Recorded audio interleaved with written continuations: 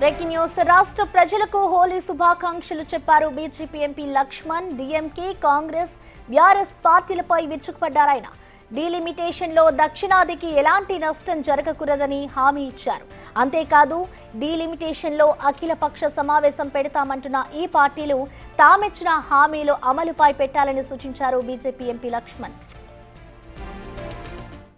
పైపెచ్చి రేవంత్ రెడ్డి గారు మాట్లాడుతున్నారు, నేను అఖిలపక్ష సమావేశం పెడతాను, దక్షిణాదికి సంబంధించినటువంటి మరి అన్ని పార్టీలను పిలుస్తాము, ఈ రాష్ట్రం నుంచి కూడా కేంద్ర మంత్రి కిషన్ రెడ్డి గారిని ఆహ్వానిస్తాను చెప్తాను. నేను సూటి అడుగుతున్నాను. మొదట మరి ఉట్టికెక్కనైనా ఏదో ఆకాశానికి మరి నిచ్చెన పెట్టలేసినట్టు ముందు నీ తెలంగాణ సంగతి తేల్చండి.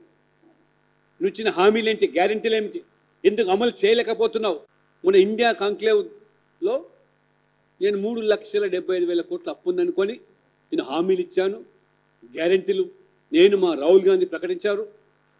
ఇప్పుడు మేము నిస్సహాయత వ్యక్తం చేస్తున్నాము. నాకు వచ్చే ఆదాయం ఎంత, వడ్డీలకు అసలుకే పోతున్నది, నీ అభివృద్ధికి ఎక్కడ ఖర్చు పెట్టాలి? ఎన్నికల ముందు 7 లక్షల కోట్లు అప్పు అని చెప్పినటువంటి విషయాన్ని ఇవాళ రేవంత్ రెడ్డి గారు మర్చిపోయి మాట్లాడుతున్నారు, ప్రజలు మోసం చేస్తున్నారు. ఇవాళ కొత్తగా నాకు 7 లక్షల కోట్ల అప్పు ఉందని తెలిసింది కాబట్టి ఆర్థిక పరిస్థితి స్వీకరించలేదు. గ్యారెంటీలు, ఉచితాలు ప్రకటించే ముందు సోయి లేకుండా మాట్లాడి ఇప్పుడు ఉచితాల మీద చర్చ జరగాలంటున్నాడు. అంటే ఈ రకంగా తెలంగాణ ప్రజలు మొత్తం కుచ్చుటోపి పెట్టి ఇప్పుడు మళ్ళీ ఉచితాల మీద చర్చ జరగాలి, అభివృద్ధికి డబ్బులు లేకుండా పోతున్నాయి. వాస్తవంగా ఇవాళ డీలిమిటేషన్ అనేది ఇది ఒక రాజ్యాంగబద్ధ కార్యక్రమం.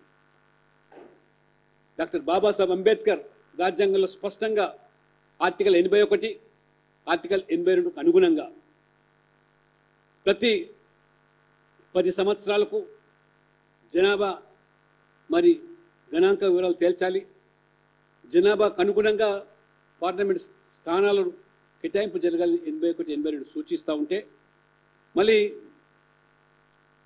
ఆ రకంగా రాజ్యాంగపరమైనటువంటి ఈ ప్రక్రియను కూడా దానికి రాజకీయాలు మరి అంటగొడుతూ